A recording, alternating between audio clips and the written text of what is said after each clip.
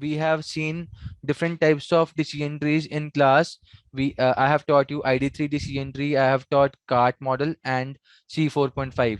So C4.5 and cart model you can implement on your end by understanding this ID3. If you will understand this code easily, then you can easily work with the cart and the C4.5 model. Within the ID3 method, these are the 3 steps that I need to do. If you remember, ID3, it works on the basis of information gain, and information gain should be maximum to decide the split.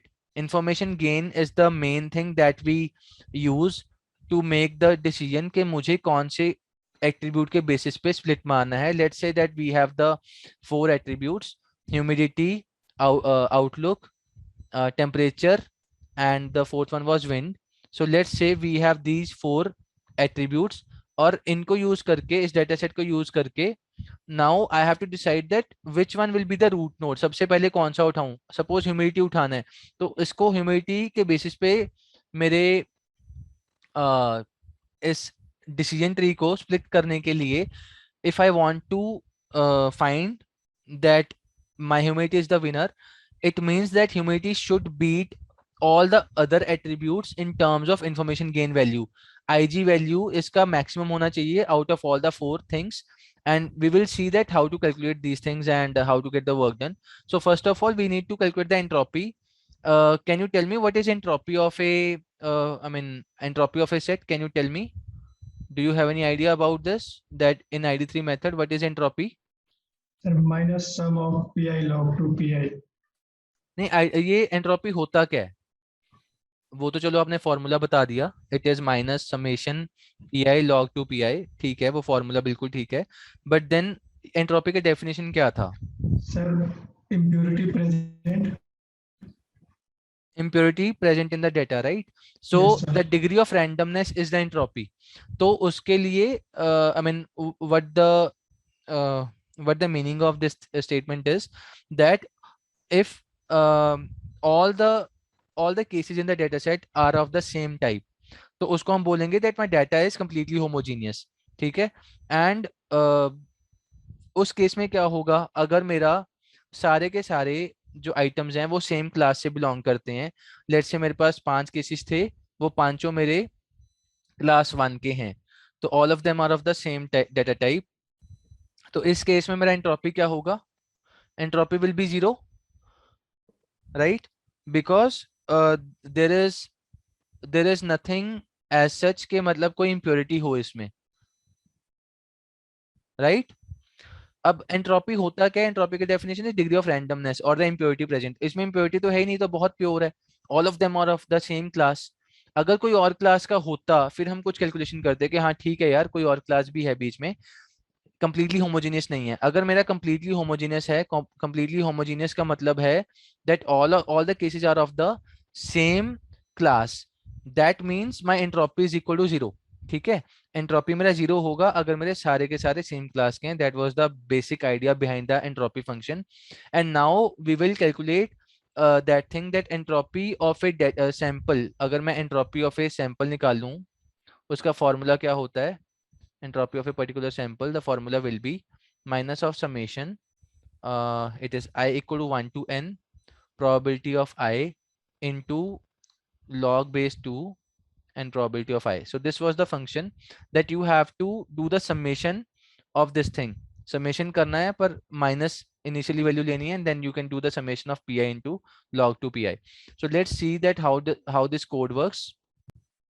So we are going to generate our code, और code में हम ये लेके चलेंगे that we have a attribute. हमने data frame हमारे पास आया, हमने उस पर्टिकुलर डेटा फ्रेम के ऊपर एंट्रोपी फाइंड करके रिटर्न करवानी है. ठीक है, तो obviously we will have to do some calculation, but for that we have to do few things.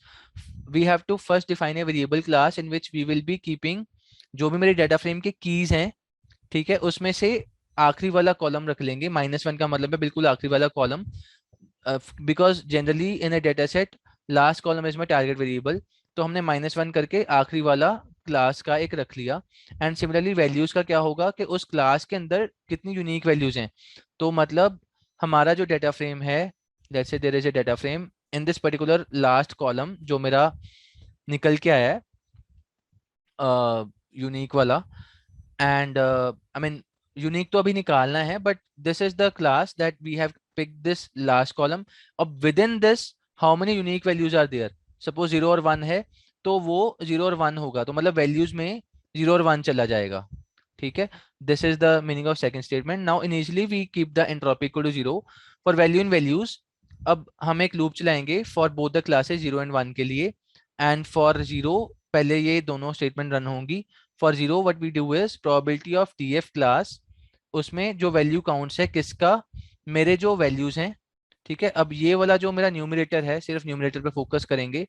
For this particular numerator, just before this symbol of divide, क्या है कि हम क्या कर रहे हैं, मेरे जीरो वाले कितने हैं उसको काउंट कर रहे हैं. तो लेट्स से मेरे 14 में से 5 जीरो थे, तो 5 divide by 14 is my probability. ठीक है जी. And entropy will be equal to minus of probability. Probability क्या थी, 5/14, and into log base 2 5/14. So this will be my entropy value after 0 is being calculated. अब दूसरी बार जब 1 के लिए आएंगे, तो इस वैल्यू में दोबारा से माइनस ऑफ प्रोबेबिलिटी वगैरह ऐड हो जाएगा, तो दोबारा से -9/14 log 2 9/14 ऐसे करके all of this combined will make my value of entropy. और ये हम रिटर्न कर देंगे कि यार जो मेरा ओरिजिनल डेटा सेट में से वैल्यू आया है, this is my exact entropy for now, जो मैंने टोटल एंट्रोपी कैलकुलेट किया है सम करने के बाद. इफ यू रिमेंबर, उसमें एंट्रोपी में there was a summation sign. ठीक है, हम वो पी log 2 पी करते थे, एंड दैट थिंग समेशन का मतलब है that every time we are going to update my entropy with this plus equal to sign. कि मतलब जो भी मेरी वैल्यू आ रही है उसको मैं प्लस इक्वल टू कर रहा हूँ, हर बार अपडेट कर रहा हूँ, तो वही मेरा सम है अपडेटेड वाला. ठीक है, तो that's how we calculate the entropy of a function. So similarly you can also calculate the entropy of a attribute. In this case what you will do is, uh, so for a particular attribute, let's say मेरे पास जो data set था, it had outlook, it had humidity, it had temperature and it had wind. ठीक है, चार थे. तो suppose outlook के लिए हम बात करते हैं फॉर पर्टिकुलर डाटा फ्रेम, उसके अंदर सपोज मेरे आउटलुक के लिए हम कैलकुलेशन करने लगे हैं. तो now again I will take the class value कि भाई मेरे पास सारा आ जाए, वो लास्ट वाला कॉलम प्ले वाला जिसमें 0 1 थे. लेट्स से 5 जीरोस थे, उसके बाद 9 1 थे. तो ऐसे करके मेरा डाटा सेट था. नाउ यूनिक वैल्यू जो मेरी कीज हैं, वो सारे वो 0 0 0 0 1 1 1 1 पूरा आ जाएगा क्लास में. Target values will be all the unique values which is equal to 0 and 1 in this case, क्योंकि सिर्फ 0 और 1 ही है इसमें. ठीक है, तो टारगेट वैल्यूज में 0 1 आ गया. एट्रीब्यूट वैल्यूज में क्या आएगा, df एट्रीब्यूट डॉट यूनिक. अब क्या है कि अगर मेरा डेटा सेट था जिसमें सिर्फ आउटलुक था, आउटलुक में आई हैड क्या क्या था उसमें, आउटलुक में देयर वर डिफरेंट क्लासेस, तीन तीन का तरह का था. ठीक है, उसमें आई डोंट रिमेम्बर कि उसमें क्या था. Sunny, overcast, and हाँ, rain, yes, sir. ओवरकास्ट था, रेनी था एंड सनी था. Yes, these were the three, overcast, rainy and sunny. So these three values are being put here. ठीक है, जो मेरे एट्रीब्यूट वैल्यूज हैं वो मेरे ओवरकास्ट है, रेनी है एंड सनी है.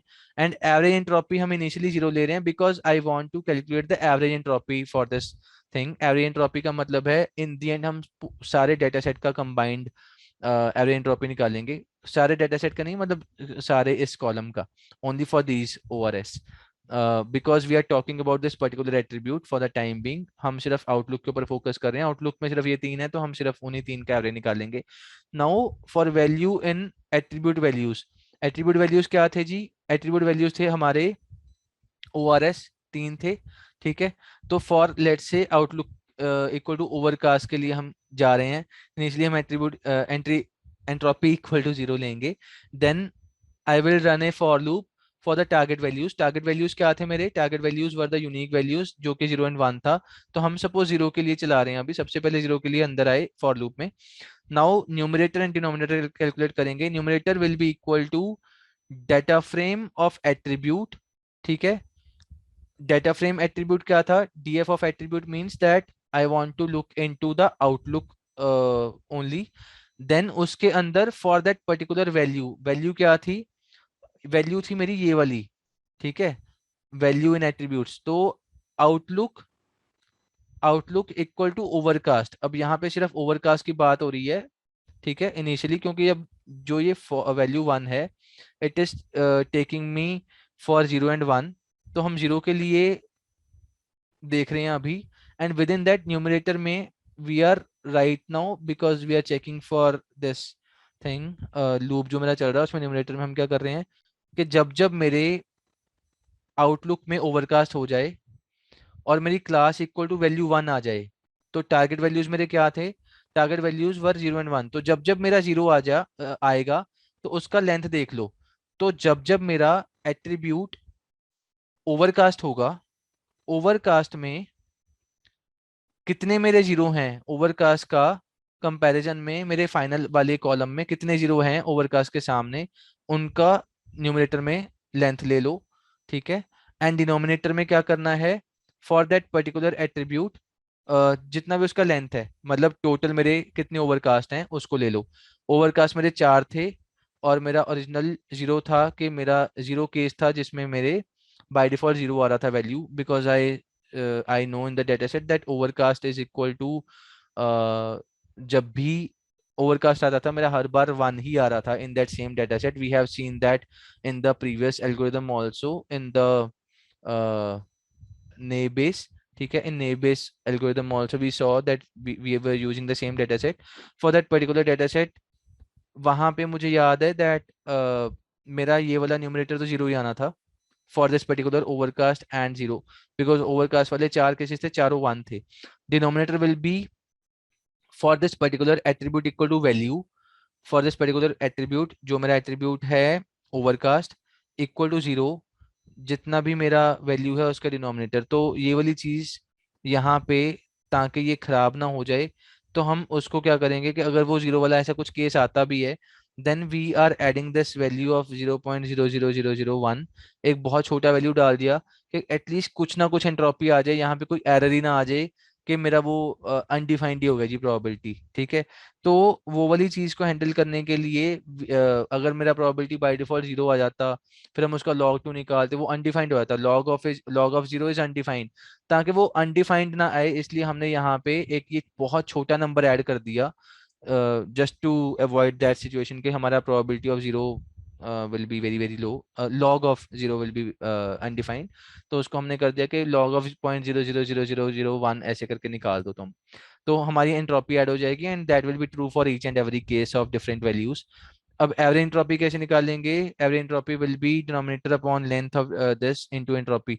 सो जो भी हमारी एंट्रोपी आ रही है उसको हम इस फॉर्मूला में अपडेट कर देंगे and this will give me the overall average entropy of that particular attribute. अगर मैं यहाँ पे सिर्फ आउटलुक के लिए चेक कर रहा था तो मेरा ये आउटलुक का एवरेज एंट्रोपी रिटर्न मार देगा, ठीक है।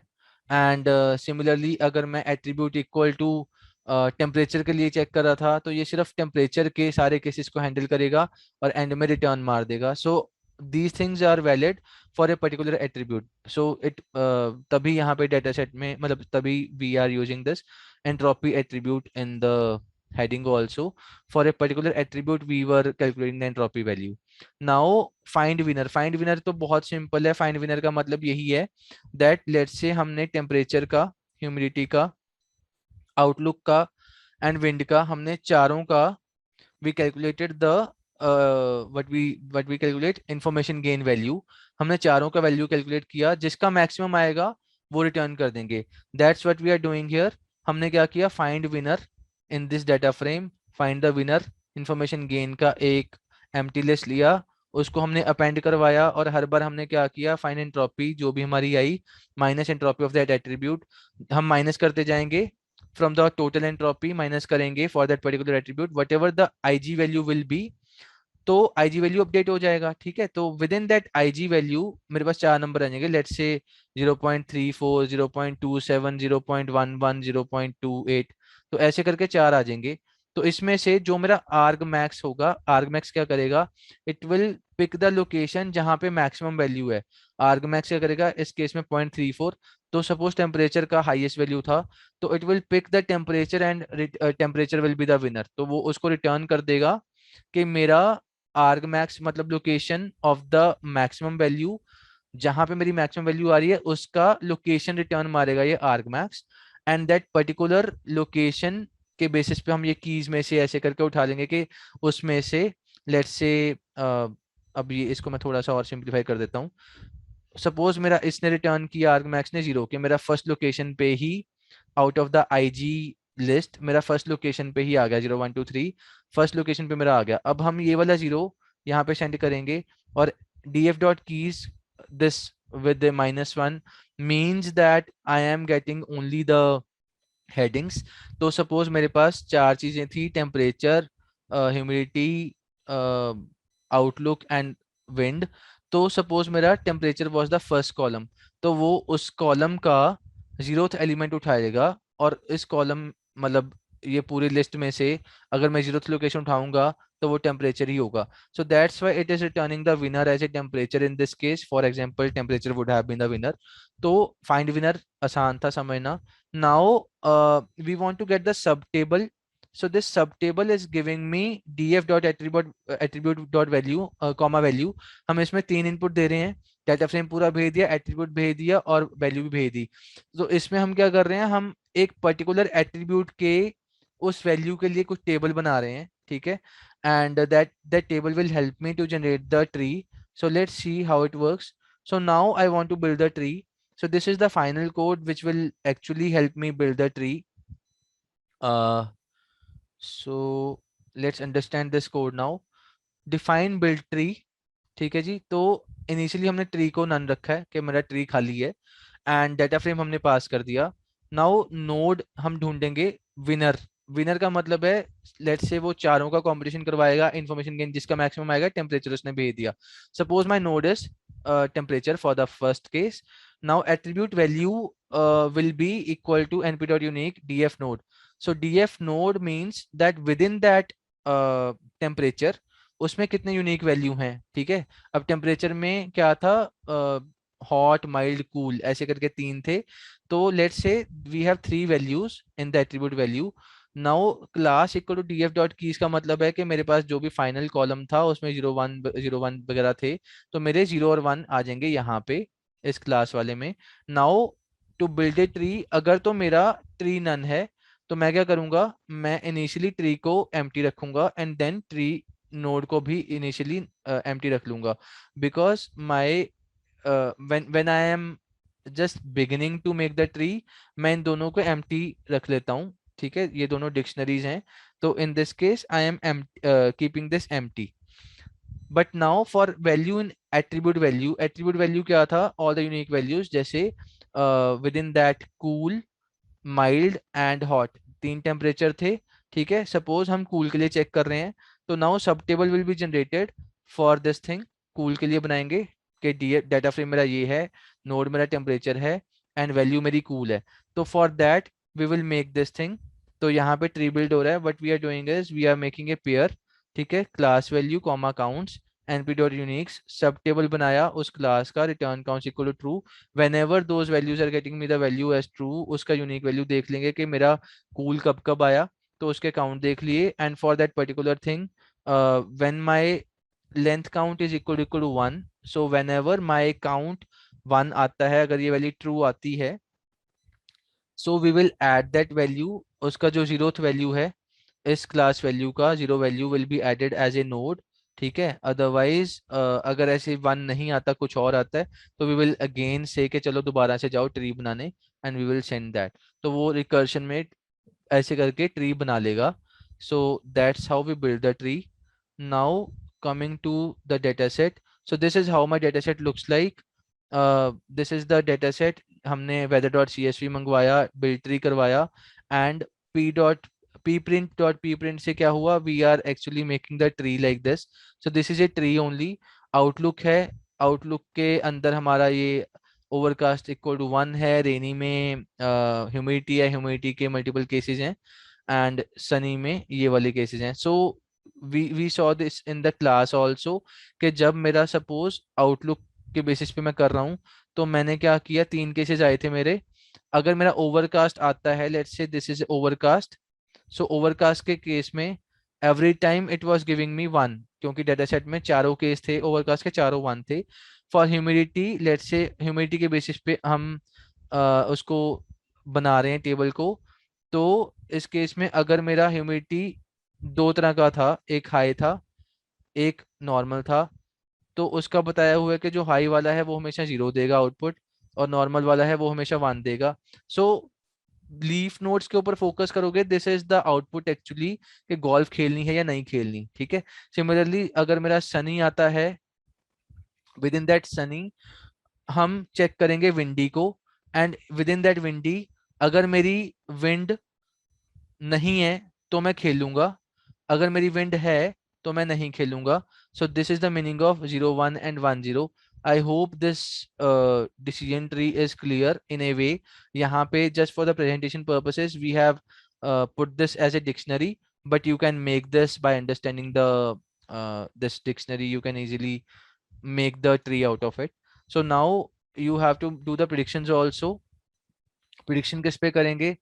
prediction करने के लिए what we will do is first we will make the prediction uh, function, and prediction हम data set जो हमारा टेस्ट वाला है उसके ऊपर करेंगे। we will throw this test CSV within this, and we will get the answer from it। prediction क्या कर रहे हैं? इंस्टांस और ट्री के बीच में कर रहे हैं for node, for that particular node whichever is being tested। Tree dot keys में जाओ, जो भी उसके ट्री डॉट कीज हैं, जितने भी उसके कीज हैं सबको यूनिकली वैल्यूज को, उसका वैल्यू को इंस्टांस नोड किया, and then tree equal to tree not value. So you can directly copy paste this code and you can run and you can get the what we say predictions. So now for that particular data set what we are trying to do here is we have this label, initially मेरा zero है, मतलब empty है y label, ठीक है। हमने क्योंकि predictions करवाने हैं तो हम जो भी prediction करवाएंगे उसको हम append कर रहे हैं, तो you can see that y label dot append हम कर रहे हैं, और हमारा y label वाला बिल्ड हो जाएगा पूरे का पूरा। ये लिस्ट है, एम्प्टी लिस्ट है, so that list will be updated. So whatever the data frame is df1 equal to, हमने टेस्ट किया होगा ऊपर, सो यहाँ देखो ये टेस्ट वाला ये df1, ठीक है। एंड उसमें इंस्टांस इक्वल टू उसका हम I location I comma all the columns, and prediction हम करवा लेंगे वैल्यू भेज के, whatever prediction will be we can append that. So this is the output जो हमारी आ रही है प्रिडिक्शन होने के बाद, we are getting 0 and 1 as the Y label. So now to check the report, you can generate this classification report, and it is clear here that both the predictions were fine, and 100% accuracy is being achieved. So this is complete. So now you have built the ID3 based decision tree, and this is how we play with our codes and make the ID3 classifier. We made few functions, and then in the end it was just calling of functions, and our prediction came out to be fine. Only two cases were there within the weather test. If you find this weather test, you will see from this location. I am again mentioning this, so you can find this thing here. You can download this data set, and within this there is a train and test file, and within that test file there are only two cases. So based on those two cases, 100% accuracy was achieved in ID3 classification, ID3 decision tree classification. So there is one more code for decision trees I have made here. So this is the actually data set which you can use. You can download it, but this was the code. Yeah. So within this decision trees.ipython notebook, you can explore this on your end to understand more things. So this has been done on Palmer Penguins dataset. Link is available here. Kaggle link is available, and I have done everything here. All the things have been visualized and EDA has been done. But the major thing that I wanted to highlight in this code is that it will be helpful for you in case you want to work with the decision tree classifier through the inbuilt function of decision tree classifier. So this is how, I mean, you have lots and lots of things inside it. You can put those values, you can change those values and get the work done. And in this, one more very good thing was that I also made this visualization. So this visualization can be checked through this sklearn.tree.plotTree function. So you can go through this function and see here that how this tree is being generated. But I want to particularly show you that how we can visualize our decision tree if we make it. So यहाँ पे मैंने बनाया हुआ है so after doing everything, yeah, this was how my tree was looking like. And you can see here that my Gini index is being used here. So for that x2 value less than equal to 206.5, based on this particular data set that is being talked about in this particular GitHub file, IPython notebook, you can visualize this, and this is how decision tree can be plotted also. So you can look into this, how to plot the tree. You can learn about this yourself, and you can also color it. ठीक है, तो आप colouring वाला भी कर लोगे. Field equal true एक statement होता है. With that we can fill our decision tree, we can visualize it in a better way. So this is how हमने उसका pruning करी थी. मैंने यहाँ पे pruning भी कर रखी है. So you can learn more about pruned tree and everything. So that big tree has been converted into a small tree by doing the pruning. See, only the depth is 2. So that's how multiple things can be done. And in this, it is very clear that Gini index is being used. So Gini index wala was the cart model. So within that cart model, we were using the Gini index, and you can work with it. Yes. So this is, I mean, this way of implementing the decision tree is the cart model implementation.